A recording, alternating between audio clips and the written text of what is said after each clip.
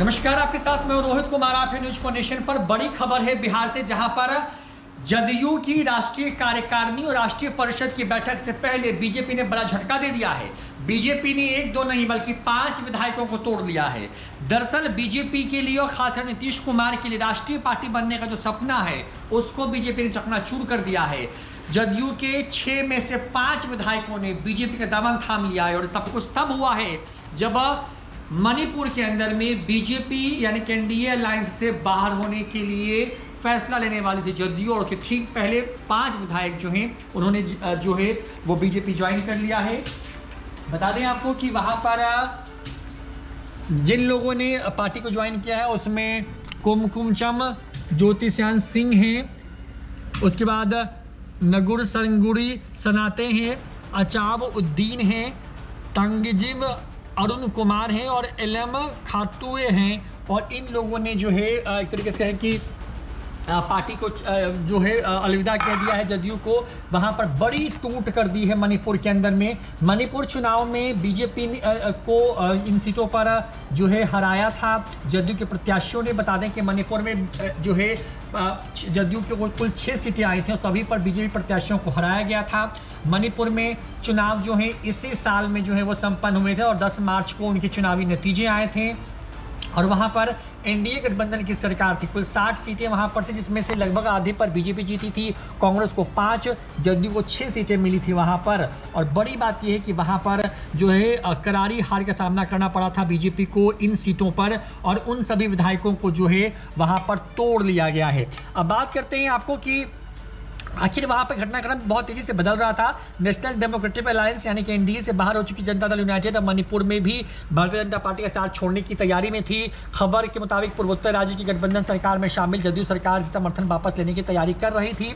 हालांकि अभी तक इस बात का फैसला नहीं हो पाया था और बीते मंगलवार को ही मणिपुर जदयू के अध्यक्ष KHN वीरेंद्र सिंह ने कहा था कि हम समर्थन वापस लेने की प्रक्रिया में हैं। उन्होंने कहा था कि कुछ औपचारिकताओं का इंतजार किया जा रहा है।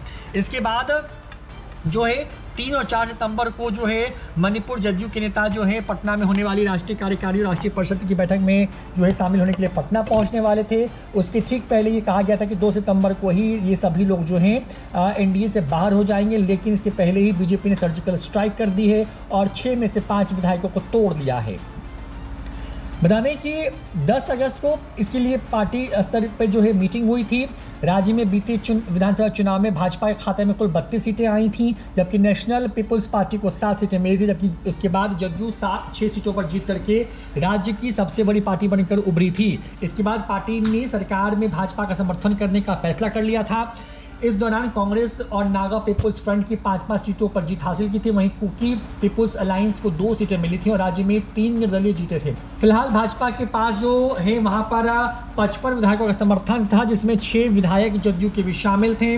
KH जॉय किशन, गुरु संगलुरु सनाते, मोहम्मद अब्दुल नासिर, मोहम्मद अशाबुद्दीन, LM खोटे और TH अरुण कुमार ये लोग हैं जो कि समर्थन कर रहे थे और इनमें से 5 विधायकों को बीजेपी ने तोड़ लिया है। हाल ही में बता दें कि मणिपुर भाजपा कार्यकारिणी के पूर्व सदस्य डॉक्टर निमाई चंद लोवांग जो हैं वो इस वक्त जो है जदयू का दामन थाम करके जो है उन्होंने बीजेपी का साथ छोड़कर जदयू का दामन थामा था।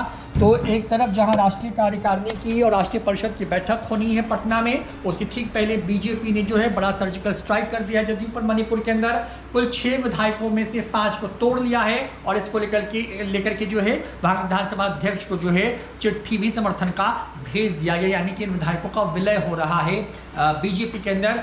तो बदला ले रही है बीजेपी धीरे धीरे करके। पूर्वोत्तर के राज्य में जहां पर तीर निशाने पे लगा था वहां पर भी बीजेपी ने जो है पार्टी तोड़ दी है। पूर्वोत्तर के कई राज्यों में जदयू जो है प्रभावशाली स्थिति में है और लगातार बीजेपी जो है वहां पर विधायकों को तोड़ती रही है। तब भी जब गठबंधन में नीतीश कुमार थे और अब जब गठबंधन से बाहर हो गए तब भी वहां पर पार्टी को तोड़ दिया गया। फिलहाल इस वीडियो में इतना ही।